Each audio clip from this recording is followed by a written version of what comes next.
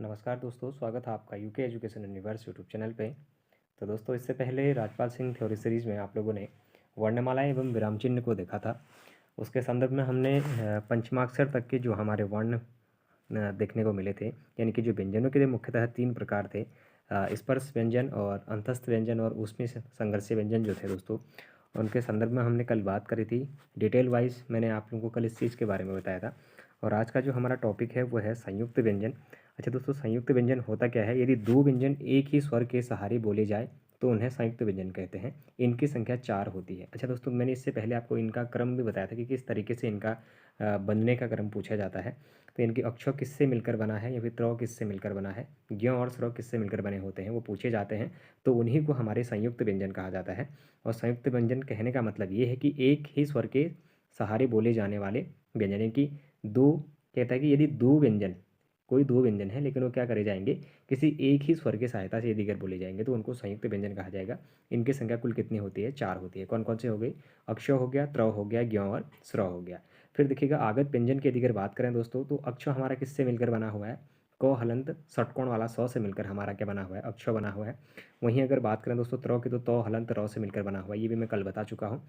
ज्ञ हमारा ज्यों हलंत यों से मिलकर बना हुआ है। और वहीं स्र की बात करेंगे तो दोस्तों हमारा सौ हलंत रौ, यानी कि सलजम वाला सौ से मिलकर हमारा बना हुआ है। अब दोस्तों देखिएगा, अगर बात करेंगे आगत व्यंजन की, तो आगत अर्थात आया हुआ, यानी कि अरबी प्लस फारसी शब्द से संबंधित ये हमारी इसमें बातें करी गई हैं। यानी कि जो अरबी या फिर फारसी ध्वनि से आए हुए शब्द कौन कौन से हैं या फिर वर्ण कौन से हैं पूछे जाते हैं। तो दोस्तों आगत व्यंजनों की संख्या हमारी 2 होती है। वो कौन कौन से हैं? तो एक तो हमारा दोस्तों जौ है, दूसरा हमारा फौ है। अच्छा दोस्तों, इसको हम पहचानेंगे कैसे? अब नॉर्मली हमारा जौ और फौ हम इस तरीके से लिखते हैं, लेकिन अब जौ और फौ में जब हम अरबी और फारसी भाषा से संबंधित यदि अगर कहीं पर अगर हमें पता चले कि किस तरीके से हम इसको पहचानें, तो दोस्तों इनके नीचे एक ऐसे तल बिंदु लगा होता है। ध्यान दीजिएगा, इनके नीचे एक ऐसे तल बिंदु लगा होगा जो हमारी क्या, किस चीज़ की पहचान करती हैं? ये हमारी आगत व्यंजनों की पहचान करने में हमारी मदद करते हैं। फिर देखिएगा, हिंदी वर्णमाला में कुल 52 वर्ण होते हैं, जो इस प्रकार 11 स्वर ओ आ ई उ ऊ री ए ऐ ओ और औ होते हैं। यानी कि 11 तो आपके ये हो गए। टोटल स्वर आपके 13 होते हैं। 2 आपके अयुग्वाह कहलाते हैं, एक अनुस्वार और एक विसर्ग होता है, मैं कल आपको बता चुका हूँ। अयुग्वाह आपके ये हो गए। फिर उसके बाद 33 मूल व्यंजन होते हैं, क से प वर्ग तक, प्लस अंतस्थ व्यंजन और ऊष्म संघर्षीय व्यंजन, प्लस आपके 2 कौन से हो गए? दुगुण व्यंजन हो गए। ड और ढ किस तरीके से लिखे जाते हैं ये भी मैं आपको बता चुका हूँ। अच्छा दोस्तों, संयुक्त व्यंजनों की यदि अगर हम बात करें तो अक्षत्र ज्ञ स्वर हमारा पहला टॉपिक ही आज वही था। फिर देखेंगे अगर बात करें आगे की, तो प्राणवायु या उच्चारण प्रयत्न के आधार पर व्यंजनों का वर्गीकरण। तो दोस्तों देखिएगा, प्राणवायु उच्चारण या फिर प्रयत्न के आधार पर इसके 2 प्रकार होते हैं। एक दोस्तों हमारा अल्प प्राण होता है, एक हमारा महाप्राण होता है। अच्छा दोस्तों, अल्प प्राण और महाप्राण की हम पहचान कैसे करेंगे? तो देखिएगा, अल्प प्राण की अगर बात करें तो जिन व्यंजन वर्णों के उच्चारण में श्वास वायु अल्प मात्रा में निकले उसे अल्प प्राण कहते हैं। यानी कि अल्प प्राण उसे कहेंगे दोस्तों जब हम किसी व्यंजन का प्रयोग कर रहे होंगे या फिर किसी वर्ण का प्रयोग कर रहे होंगे, तो उसमें जो हमारी श्वास है, जो वायु है, वो कम अवस्था में यदि अगर निकल रही है तो वो हमारी अल्प प्राण कहलाएगी। यदि अगर अधिक अवस्था में निकल रही है, फिर घर्षण हमारा अगर हमें महसूस हो रहा है, तो हमारी महाप्राण कहलाएगी। अब देखिएगा, प्रत्येक वर्ग में पहला, तीसरा और पांचवा वर्ण अंतस्थ व्यंजन य र ल व अल्प प्राण होते हैं। सबसे बड़ी बात आपको समझने की ये है कि पहला, तीसरा और पांचवा वर्ण कहने का मतलब है, जैसे कि क है तो क के बाद डायरेक्ट कौन आएगा? गो आएगा। गौ के बाद कौन आएगा? ङ आएगा। तो ऐसे पहला, तीसरा और पांचवा वर्ण, इनकी पंचमाक्षर आपके क च ट त प हमारे क्या होते हैं? 5 वर्ग हैं। उन 5 वर्गों में से आप पहला, तीसरा और पांचवें को क्या मानेंगे? अल्प प्राण मानेंगे। उनके साथ साथ जो आपके अंतस्थ व्यंजन होते हैं य र ल व, इनको आप क्या मानेंगे? इनको भी आप अल्प प्राण ही मानेंगे। उसके साथ देखिएगा, इनमें हकार ध्वनियाँ नहीं होती। हकार ध्वनियाँ कहने का मतलब है कि वाइब्रेशन से हम उसको बोल सकते हैं। सभी स्वर अल्प प्राण होते हैं। अच्छा दोस्तों, सभी स्वर हमारे क्या होते हैं? अल्प प्राण होते हैं। चाहे अ जितने भी होंगे हमारे, अ आ इ उ ए ऐ ओ जो भी हैं हमारे, ये सारे क्या होंगे दोस्तों? हमारे अल्प प्राण होंगे।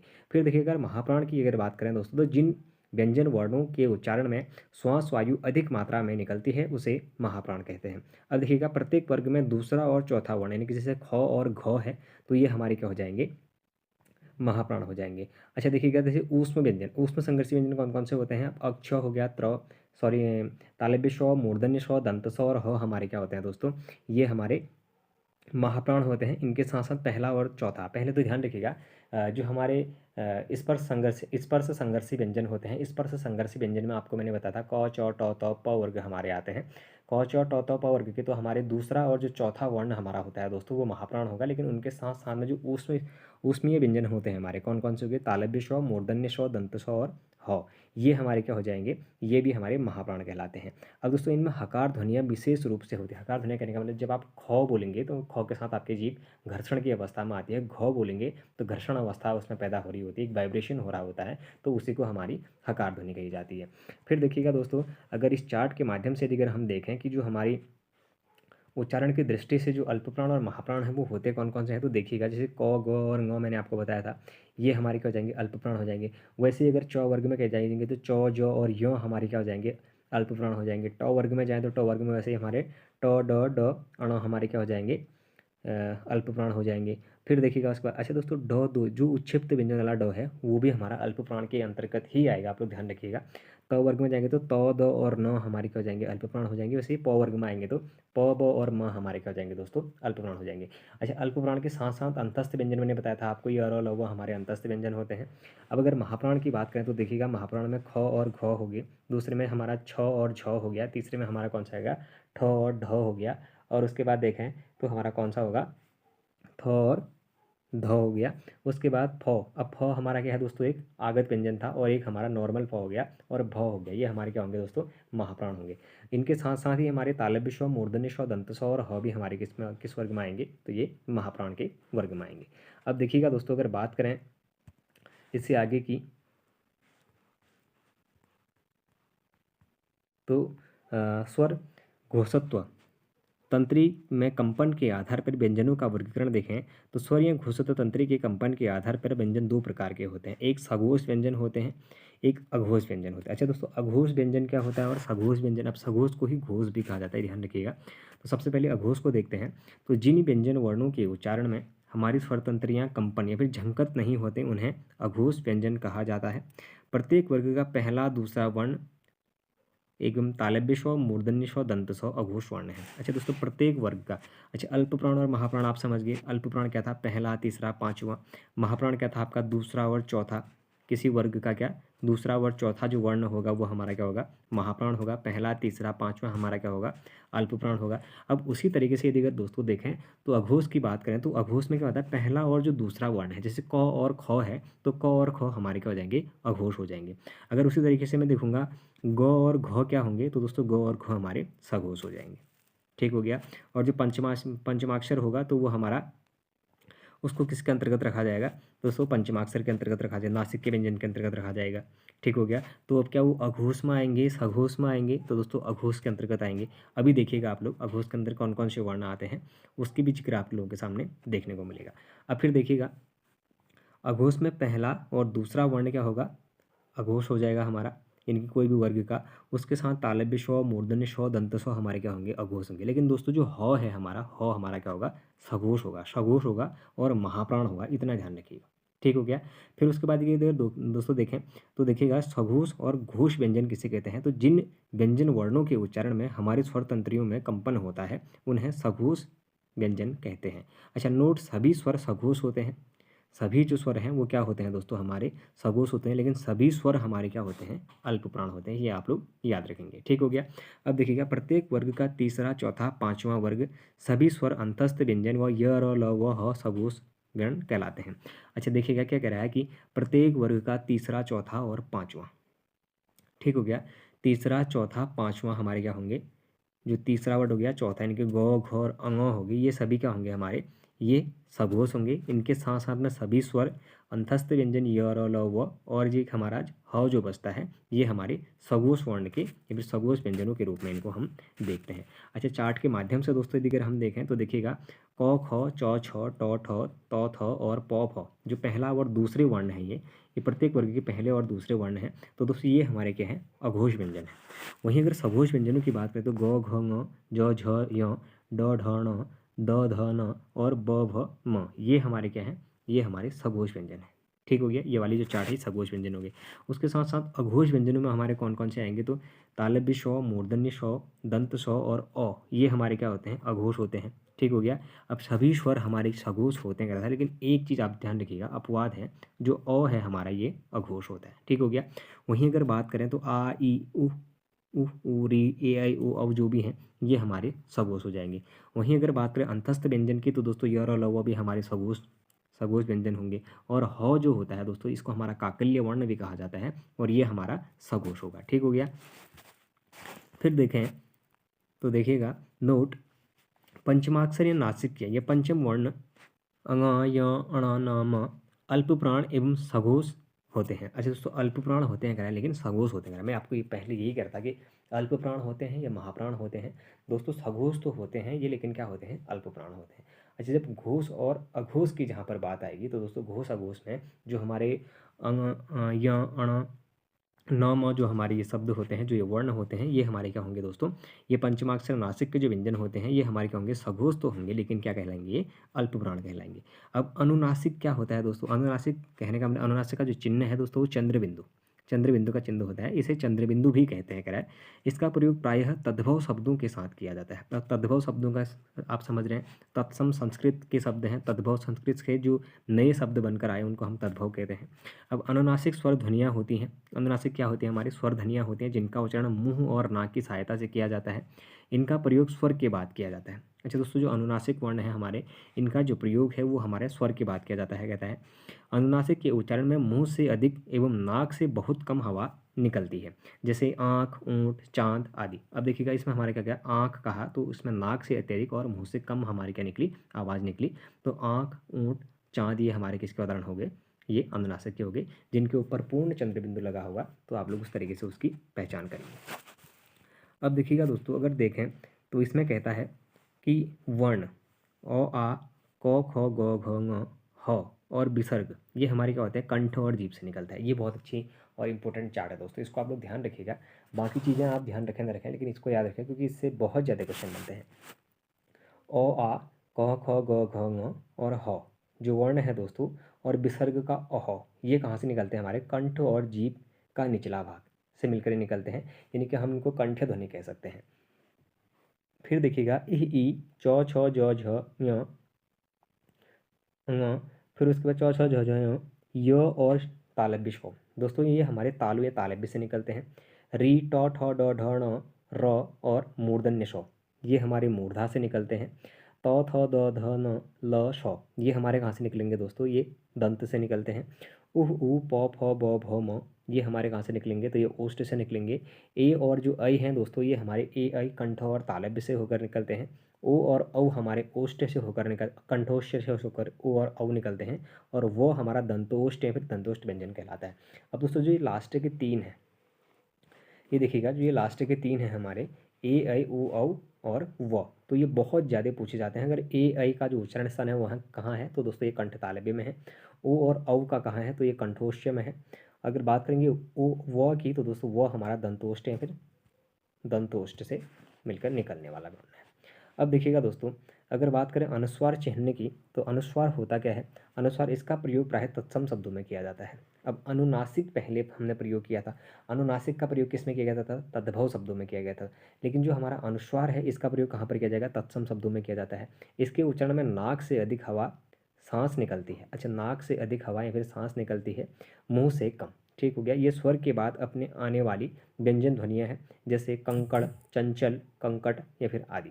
ठीक हो गया। जैसे उसमें हमारा क्या लग रहा था, चंद्रबिंदु लग रहा था, तो इसमें हमारी अंक की मात्रा लग रही है, बस इतना ध्यान रखिएगा। अच्छा निर्नुनासिक क्या होते हैं, केवल मुंह से बोले जाने वाले वर्ण को निर्नुनासिक कहा जाता है। ठीक हो गया। अनुनासिक हमारे क्या हो गए दोस्तों, अनुनासिक हमारे जिनमें नाक से अधिक और मुंह से कम जो आवाज़ थी या फिर जो घर्षण है वो हो रहा था हमारा। वहीं अनुस्वार में भी हमारा सेम चीज़ देखने को मिलेगा, लेकिन निर्नुनासिक में क्या होता है, केवल मुंह से इसमें बोले जाने वाले वर्ण आएंगे और इसमें नाक से हवा कम निकलने को मिलेगी। जैसे इधर, उधर, अगर, मगर हमने बोला, तो इसमें हमारी क्या हो रही, मुँह से या फिर क्या होगा, जीभ का जो हमारा फ्लो चल रहा है वो इसमें ज़्यादा देखने को मिलेगा। अब देखिएगा दोस्तों विसर्ग चिन्ह की यदि अगर हम बात करें, तो विसर्ग चिन्ह में हमारा क्या है देखते हैं। इसका उच्चारण ह की तरह होता है। विसर्ग का उच्चारण किसकी तरह होता है, कह रहा है ह की तरह होता है। अनुस्वार की तरह विसर्ग भी व्यंजन ध्वनियाँ होती हैं। अच्छा दोस्तों अनुस्वार की तरह जो भी हमारे विसर्ग हैं वो भी व्यंजन ध्वनियाँ हैं। अब व्यंजन ध्वनियाँ कहने का मतलब ये है कि ये हमारा अंक अह में लगता है, जैसे कंग कह में, खंग खह में लगा दिया हमने, बारखड़ियाँ आप लोगों ने देखी होंगी। उसी तरीके से इसका प्रयोग व्यंजन ध्वनियों में भी किया जाता है। कह रहा है विसर्ग का प्रयोग स्वर के बाद किया जाता है। ठीक हो गया। इनका प्रयोग प्रायः तत्सम शब्दों के साथ किया जाता है। अच्छा, इनका जो प्रयोग है दोस्तों, विसर्ग का जो प्रयोग है वो तत्सम शब्दों के साथ किया जाता है कह रहा है। अब हलंत देखिएगा, जब व्यंजन वर्णों का प्रयोग स्वर के बिना स्वर रहित किया जाता है तब व्यंजन वर्णों के नीचे हलंत का प्रयोग किया जाता है। जैसे हलंत कहने का मतलब है दोस्तों, हमने अगर क लिखा तो हमने जो नीचे को एक थोड़ी छोटी सी लाइन खींचते हैं, इसको हम हलंत कहते हैं। और उसी हलंत को लिखने की जो प्रक्रिया है वो क्या बताता है कि जब व्यंजन वर्णों का प्रयोग स्वर के बिना या फिर स्वर रहित किया जाता है तब हम क्या करते हैं, कह रहा है व्यंजन वर्णों के नीचे हलंत का प्रयोग करते हैं। कहने का मतलब मैंने जैसे कहा कि क लिखना है मुझे, तो क किसकी सहायता से बोला जाएगा, क प्लस ह की, यानी कि क में हलंत लगेगा फिर जाके अ लिखा जाएगा। अगर मैं उसको अगर लिखना चाह रहा हूँ कि अगर बिना अ की सहायता से अगर मैं क को बोलना चाह रहा हूँ तो मैं फिर क के साथ हलंत लगाऊंगा और पूरा क नहीं लिखूंगा, क में हलंत लगा दूंगा। तो इसका मतलब मैंने क्या किया, उसमें स्वर का प्रयोग नहीं किया। ठीक हो गया। अब देखिएगा, हलंत का चिन्ह एक तिरछी रेखा होती है, ठीक हो गया, जो कि व्यंजन वर्णों के नीचे लगाई जाती है। हलंत का प्रयोग स्वरों के साथ नहीं किया जाता है। अब दोस्तों कभी भी ध्यान रखिएगा, जो हलंत है उसका प्रयोग स्वरों के साथ नहीं किया जाता है, क्योंकि क्या होता है, स्वर अपनी स्वतंत्र अवस्था में होते हैं लेकिन व्यंजन स्वतंत्र अवस्था में नहीं होता है। व्यंजन किसकी सहायता से मिलकर बने होते हैं, स्वरों की सहायता से। तो व्यंजनों के साथ ही केवल इनका प्रयोग किया जाएगा, स्वरों के साथ इनका प्रयोग नहीं किया जाएगा। आप लोग इतना ध्यान रखिएगा। फिर देखिएगा, संयुक्ताक्षरों का उच्चारण हिंदी भाषा में उच्चारण के आधार पर ध्वनि की 3 रीतियाँ होती हैं। अच्छा दोस्तों, जो संयुक्ताक्षर होते हैं हमारे, संयुक्ताक्षर के उच्चारण अगर हिंदी भाषा में देखा जाए तो 3 प्रकार से होता है। अब कौन कौन से कहता है, तो एक संयुक्त ध्वनियाँ होती हैं, दूसरा हमारा संपृक्त ध्वनियाँ होती हैं और तीसरा हमारा युग्मक ध्वनियाँ या फिर द्वित्व व्यंजन ध्वनियाँ होती हैं। अब जो संयुक्त ध्वनियाँ होती हैं दोस्तों, जब 2 या 2 से अधिक व्यंजन ध्वनियाँ परिसर संयुक्त होकर एक ही स्वर के सहारे लिखी बोली जाए तो वे संयुक्त ध्वनियाँ कहलाती हैं। ठीक हो गया। जैसे प्राण, घ्राण, म्लान, प्रवाद, क्लांत, ट्रक, ड्राइवर, स्टेशन, प्रकर्ष, प्रण, ब्रह्मा आदि संयुक्त व्यंजन होते हैं। अच्छा, आप लोग ये समझ गए होंगे कि ये जब हमारे क्या होंगे, 2 या 2 से अधिक जो हमारे क्या होंगे व्यंजन होंगे या फिर उनकी ध्वनियाँ संयुक्त होकर एक ही स्वर के माध्यम से बोली जा रही है, जैसे बोली है, ठीक हो गया, लिखी, बोली, ई का प्रयोग हो रहा है ना। वैसे देखिएगा, फिर अगर क्लांत, ट्रक हो गया, हमारा ड्राइवर हो गया, स्टेशन हो गया, प्रकर्ष हो गया, प्राण, घ्राण, जो ऐसे शब्द हैं, म्लान, तो ये वाले जो शब्द होंगे संयुक्त व्यंजनों के, ये संयुक्त ध्वनियों के अंदर देखने को मिलेंगे। फिर संपृक्त ध्वनियाँ देखें तो जब एक ही ध्वनि को 2 व्यंजनों में संयुक्त हो जाए तो उसे संपृक्त ध्वनियाँ कहते हैं। अब जब एक ही ध्वनि को 2 व्यंजनों में क्या हो जाएगी, संयुक्त हो जाएगी, तो उसे हम संपृक्त ध्वनियाँ कहेंगे। जैसे अगर संबल में देखें तो स और ब के मध्य में जो म ध्वनि संयुक्त है। अब इसमें जो म है दोस्तों, म ध्वनि इसमें क्या है, संयुक्त हो जाएगी। तो जैसे कंबल भी कह सकते हैं, उसको संबल कह सकते हैं, बंदर हो गया, ठीक हो गया। इससे आगे क्या समझाने की आवश्यकता है, शायद जहाँ तक मुझे लगता है आप लोगों की समझ में आ गया होगा। फिर देखिएगा, कुछ ध्वनियाँ, जब किसी शब्द में एक ही ध्वनि का द्वित्व हो जाए तो वे ध्वनियाँ युग्मक ध्वनियाँ कहलाती हैं। अच्छा, युग्मक ध्वनियाँ कहने का मतलब है कि जब किसी शब्द, एक ही शब्द में ध्वनि का द्वित्व हो जाए, जैसे मैंने बोला दिल्ली, ठीक हो गया, द्वित्व द्वित्व वर्ण वाले शब्दों का प्रयोग या फिर शब्द का प्रयोग किस में किया गया, इस तरीके से भी क्वेश्चन देखने को मिलते हैं। तो जब क्या कह रहा है, जब किसी शब्द में एक ही ध्वनि का द्वित्व में आ जाए तो ध्वनियाँ युग्मक कहलाती हैं। अर्थात जब किसी शब्द में एक ही वर्ण 2 बार, एक बार आधा और एक बार पूरा, ठीक हो गया, एक बार आधा और एक बार पूरा आ जाए तो ऐसी स्थिति को, वर्ण को द्वित्व कहते हैं। आई थिंक द्वित्व कहें फिर युग्मक कहें, बात एक ही है दोस्तों। कब होगा द्वित्व या युग्मक, जब क्या होगा, जब कोई एक वर्ण, जैसे दिक्कत लिखी मैंने, तो दिक्कत में मैंने आधा क लिखा, फिर पूरा क लिखा, फिर त लिखा, तो एक जो हमारा सेम वर्ण है, एक तो आधा आएगा और एक पूरा आएगा, और उन आधा और पूरा से मिलकर जो शब्द बनेगा उसको हम क्या कहते हैं, उसको हम द्वित्व ध्वनियाँ कहें या फिर उसको हम युग्मक ध्वनियाँ कहते हैं। ठीक हो गया। जैसे हमने प्रसन्नता कहा, अक्षुण्ण कहा, दिक्कत कहा, मशक्कत कहा, मन्नत कहा, उत्फुल्ल कहा, दिल्ली कहा, तो ये जो शब्द हैं दोस्तों, ये हमारी युग्मक ध्वनियों के अंतर्गत आएंगे। ठीक हो गया। फिर देखते हैं कुछ प्रमुख भाषाएं। अब इस प्रमुख भाषा परिभाषाएं में अगर दोस्तों यदि अगर देखें तो स्पर्श व्यंजन की अगर हम परिभाषा देखें तो क्या कहता है, जिन वर्णों का उच्चारण करते समय वायु फेफड़े से निकलते हुए मुंह के विभिन्न भागों से कंठ, तालु, मूर्धा, दंत और ओष्ठ को स्पर्श करते हुए निकले उसे स्पर्श व्यंजन कहते हैं। अच्छा दोस्तों, स्पर्श व्यंजनों का समूह मैंने आपको बताया है क, च, ट, त, प। आप लोग भी ऐसे याद करेंगे, क, च, ट, त, प वर्ग हमारे क्या होते हैं, स्पर्श संघर्षी व्यंजन होते हैं। और स्पर्श संघर्षी व्यंजन की जो डेफिनेशन बताता है वो क्या बताता है कि जिन वर्णों के उच्चारण करते समय वायु फेफड़ों से निकलती हुई मुंह के विभिन्न भागों से कंठ, तालु, मूर्धा और दंत ओष्ठ से स्पर्श करते हुए निकले उसे स्पर्श व्यंजन कहते हैं। KTM 2 आप लोग याद रखेंगे। चूंकि ये व्यंजन उच्चारण स्थान की अलग अलग एकता के लिए हमें वर्गों में विभाजित है, इसलिए इन्हें वर्गीय व्यंजन कहा जाता है। अच्छा, तो वर्गीय व्यंजन क्यों कहा जाता है, क्योंकि ये मुंह के क्या हो रहे हैं, अलग अलग भागों से क्या हो रहे हैं, निकलने या फिर फ्लो उसमें उनका बन रहा है, जिसलिए उनको वर्गों में विभाजित कर दिया गया है, इसीलिए इनको क्या कहा जाता है, वर्गीय व्यंजन भी कहा जाता है। ठीक हो गया। फिर देखिएगा, अगर बात करें कि स्पर्श व्यंजनों की संख्या 25 है। अच्छा, क छ ट त प 5 वर्ग है, 5 वर्गों के अगर 5-5 व्यंजन लगाए तो 5 पंजा 25 हो गया। ठीक हो गया। इसके अंतर्गत क छ ट त प वर्ग के सभी वर्ण आते हैं, जिसके बारे में पहले ही बताया जा चुका है। ठीक हो गया। अब संघर्षी व्यंजन या फिर ऊष्म संघर्षी व्यंजन क्या होते हैं, अगर इसकी डेफिनेशन देखें या फिर इनकी परिभाषा देखें तो जिन व्यंजनों के उच्चारण में मुख विवर से निकलने वाली वायु संघर्ष या घर्षण करते हुए निकले उसे संघर्षी व्यंजन कहते हैं। ठीक हो गया। अच्छा दोस्तों, संघर्षी व्यंजन हमारा कौन सा था, तालव्य श, मूर्धन्य श, दंत स और ह था ना। क्या घर्षण हो रहा है, बिल्कुल हो रहा है, वायु अधिक निकल रही है, जी जरूर निकल रही है। ठीक हो गया। ऊष्म व्यंजन को ही हमारे संघर्षी व्यंजन या फिर ऊष्म संघर्षी व्यंजन भी कहते हैं। इनकी संख्या 4 होती है, तालव्य श, मूर्धन्य श, दंत स और ह। ठीक हो गया। अच्छा, अब देखिएगा उच्छिप्त या फिर दुगुण व्यंजन की परिभाषा क्या होती है, जिन वर्णों के उच्चारण में समय जिह्वा पहले यानी कि जीभ पहले ऊपर उठकर मूर्धा को स्पर्श करती है और फिर तेजी से नीचे गिरती है तथा वायु तेजी बाहर निकलती है, उसे उच्छिप्त व्यंजन कहते हैं। कहने का मतलब ये है कि जो उच्छिप्त या फिर दुगुण व्यंजन है, इसका उच्चारण करते समय जीभ पहले तो क्या करती है, हमारी ऊपर को तालू की ओर को मुड़ती है, उसके बाद नीचे को पटक देती है उसको। ठीक हो गया। और उसके बाद जो हवा है वो क्या करती है, फोर्स में बाहर को निकल जाती है, तो उसी को हमारा क्या कहा जाता है, उच्छिप्त व्यंजन। अब आप लोग गौर करिएगा, ड और ढ बोलेंगे तो जीभ पहले ऊपर टच करती है तालू को, उसके बाद नीचे पटकती है और हवा उसके साथ हमारी मुंह से बाहर को निकल जाती है। ठीक हो गया। अब देखिएगा दोस्तों, अर्धस्वर किसे कहते हैं, तो देखिएगा दो ध्वनियों, जो ध्वनियाँ कभी स्वर कभी व्यंजन हो।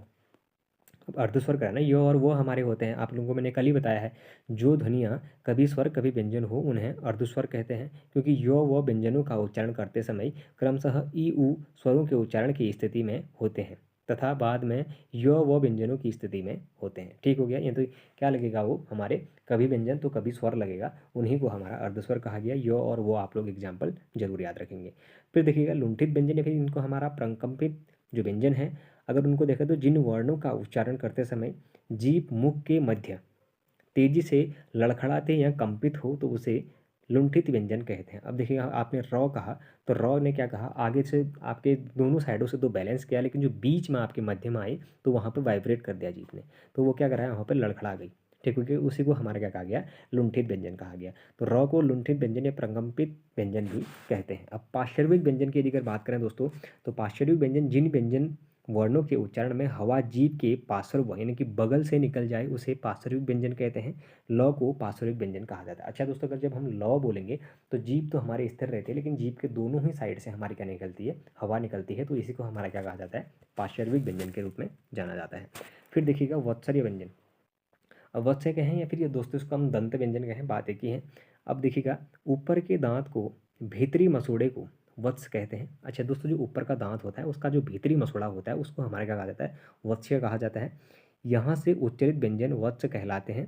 हिंदी भाषा के अंतर्गत न, ल, श, ज और र वत्स व्यंजन होते हैं। अच्छा दोस्तों, कौन कौन से वत्स व्यंजन हमारे, एक तो न हो गया हमारा, न के बाद ल हो गया, ल के बाद हमारा दंत स हो गया, ज हो गया और र हो गया। दोस्तों ये हमारे क्या होते हैं, वत्स व्यंजनों की श्रेणियाँ में आते हैं। तो दोस्तों आज का जो वीडियो था, ये हमने लगभग हिंदी के जो वर्णमाला जो सीरीज़ थी उसको ख़त्म कर चुके हैं। विराम चिन्हों पे हम अलग से बात करेंगे, क्योंकि सारी ही चीज़ें मैं एक बार मैं आपको बता दूंगा तो हो सकता है बहुत सी चीज़ें आपके दिमाग में नहीं भी रहें, तो इसलिए विराम चिन्हों पे हम कल डिस्कस करेंगे। विराम चिन्हों से संबंधित हमारी अलग से एक वीडियो आएगी, क्योंकि इससे एक क्वेश्चन पूछा जाता है तो आपका एक क्वेश्चन गलत नहीं किया जाएगा। अलग से एक वीडियो लाकर आपको बेहतरीन तरीके से विराम चिन्हों को मैं आपको बताने का प्रयास करूंगा और आप लोग बेहतर तरीके से विराम चिन्हों को किस तरीके से इनका प्रयोग किया जाता है वो सीख पाएंगे। तो दोस्तों, यदि अगर आप लोगों को ये वीडियोज़ पसंद आ रही हो तो आप लोग चैनल को जरूर सब्सक्राइब करें, अपने दोस्तों के साथ चैनल को जरूर शेयर करें, बाकी लाइक करें, कमेंट करें और बने रहिएगा UK education universe YouTube channel के साथ। धन्यवाद।